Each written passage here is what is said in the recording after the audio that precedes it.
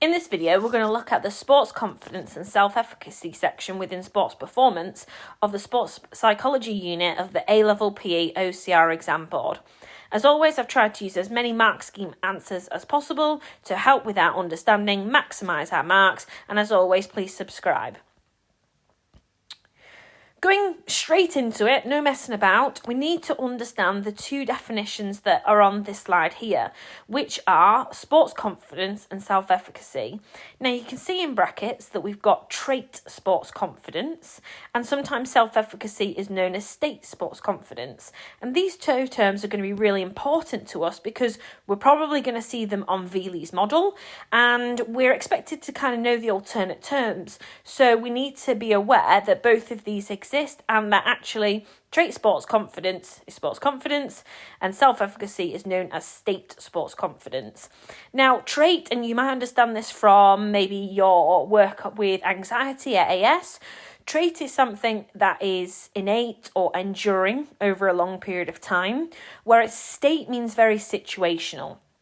So when we look at trait sports confidence, I quite like the second definition here in that it's the level of self-belief in a sport.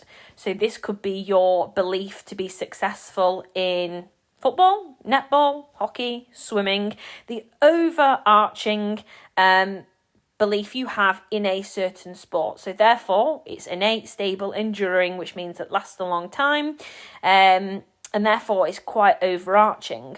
Whereas situationally, again, I've highlighted the bit in bold that I like. It's the level of self-belief we have within a specific sporting situation. So this is unstable, changeable, learned, and obviously you've got the other mark scheme answer underneath. So trait sports confidence is the level of belief, self-belief that we have, let's say, in football. But state sports confidence is maybe the confidence or belief that we have in taking a penalty. And we'll come on to that as we go through Vealey's model.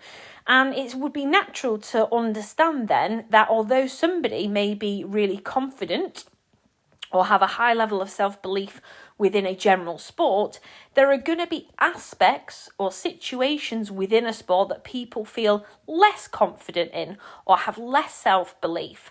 And this is really natural for all sports performers, which is why the spec requires us to look at this component. Sports confidence can have an impact on participation, so this goes without saying. Those people with low sports confidence may shy away from activities and avoid situations that may be related to competitions, whereas somebody with high sports confidence would enable them to participate with other people and not feel inhibited and feel more able to engage in team activities. I would imagine you would all, generally speaking, you're all sat doing A-level PE, meaning that you've probably all got a sport that you feel confident in. You've probably had a really good experience of school sport, of sport growing up. You would have a level of high sports confidence towards most sports or physical activity in general. Now, where we really need to get the nitty-gritty here is looking at Vealey's sports confidence model, as this is a very popular exam question. And Vealey looks at a sport-specific model looking at sports confidence to investigate the relationship between achievement motivation or competitiveness and self-confidence in sport, and looking at that relationship between the two. So this is Vealey's sports confidence model.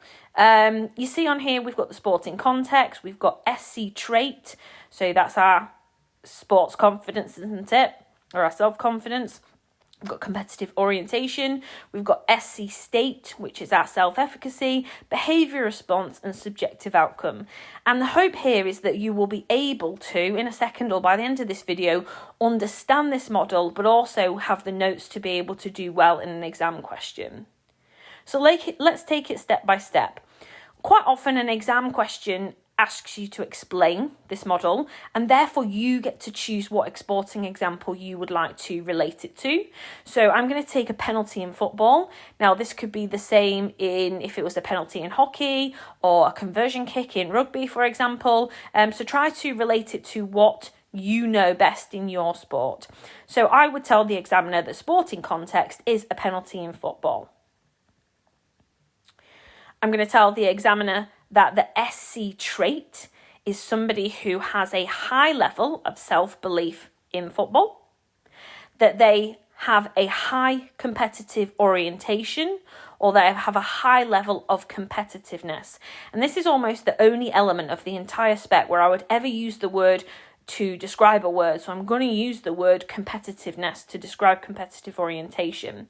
Now, someone who has a high competitive orientation and is taking a penalty in football is more likely to want to excel and beat the keeper, if you will. So he's more likely to hit the bottom or the top corners. They're not necessarily going to send it down the middle because that's not overly competitive. They'll be wanting to stand out, wanting to perhaps show off a little bit. So therefore, the highly competitive, they're going to go for those corners of the goal. We've got someone who is highly confident or has a high level of self-belief within the actual situation of taking a penalty in football. And then that goes hand in hand with what I've just said, that they're going to aim to really beat the keeper, okay? Then we've got the behaviour response. So what do they actually do and what actually happens? So again, I'm going to tell the examiner that they go for the bottom right-hand corner and they end up scoring a fantastic goal. Subjective outcome is how they feel. So we really want to use some subjective language. They feel high levels of satisfaction. They feel proud. They feel elated. And where we go from here is that this subjective outcome and feeling then transitions back into the model for next time. So they're going to feel even more competitive. They're going to feel even more confident or have higher levels of self-belief, not only in football, but in taking a penalty in general. And this whole of Vealey's model goes on to suggest that if you are confident and if you succeed in a situation, that breeds more and more confidence. So where we go to now, and this is where probably you pause the screen and you make your flashcard, is I've gone through, again, mark scheme related answers with this following of the penalty kick in football, and how you would not only offer an explanation, but you would apply it to an example if needed to, because again, sometimes we've seen this as a 6 marker, more recently we've seen it as an extended question 10 marker. So it's really important that you do understand this element of going through the model element by element. And don't forget, this is a common fault of some people's answers, make sure you use the terminology within the model. So tell the examiner, right, I am talking about the sporting context, and then introduce the SC trait, the SC state, because they can't guess that they know what you're talking about. So we almost need to look at it very methodically when we're explaining this. Well, just really quickly, and if that's a bit beyond you right now, then feel free to go ahead to the next exam question. But let's look at it from the alternate point of view, i.e. somebody who loses confidence. So let's keep the same sporting context or example that someone is taking a penalty in football. Let's keep the mentality that they have high levels of confidence or self-belief in football, but they are not very competitively orientated, or they have low levels, they're not very competitive, they're not very achieving in their nature. And this is somebody who has a very low level of self-belief in taking a penalty. Now, I'm going to suggest to the examiner, as I'm writing, that the behaviour response is that they simply hit it down the middle with a very limited run-up. They don't attack the ball with much power, and therefore it is very easily saved by the goalkeeper. Here then, the behaviour response is that they feel ashamed, they feel embarrassed, they feel very low about themselves. And again, let's think about this full circle. How is that person going to feel when they next have to step up and take a penalty? And that's going to feed into their low self-belief, their low self-efficacy, that they're going to fail. They're going to almost achieve learned helplessness, that they really don't want to, or almost want to avoid this element of taking a penalty. So now that we understand both sides, let's look really quickly at an exam question that has come up quite a few times within this spec or the previous one.